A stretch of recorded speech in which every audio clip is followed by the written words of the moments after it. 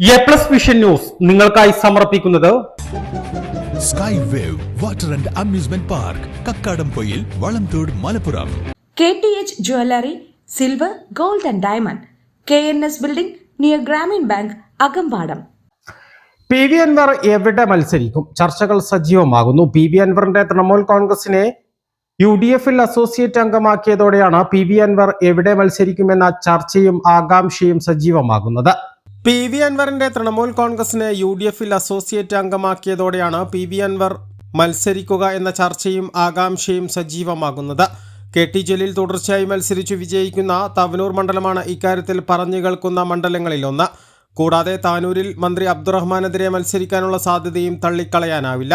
KT ജലീലിനെയും മന്ത്രി V അബ്ദുറഹ്മാനെയും നേരിടാൻ ഏറ്റവും നല്ല സ്ഥാനാർത്ഥി PV അൻവർ തന്നെയെന്ന അഭിപ്രായവും ശക്തമാണ്. PV അൻവറിനെ UDF പാളയത്തിൽ എത്തിക്കുന്നതിൽ ഏറ്റവും വലിയ പങ്കുവഹിച്ച മുസ്ലിം ലീഗിന് അൻവറിന് വേണ്ടി തങ്ങളുടെ ഒരു സീറ്റ് നൽകാനുള്ള സാധ്യതയും ഏറെയാണ്.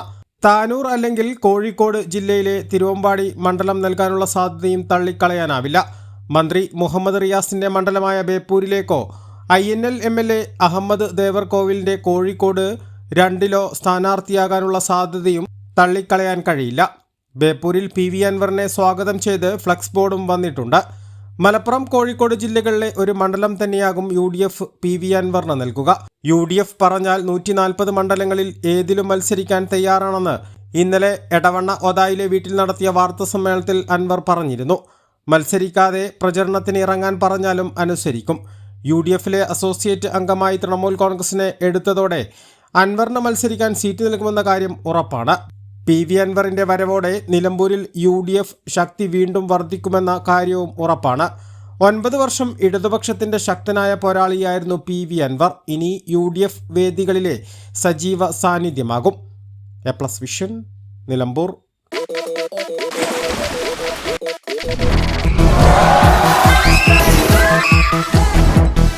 അതിരില്ലാത്ത ആഘോഷം, അളവില്ലാത്ത ആനന്ദം.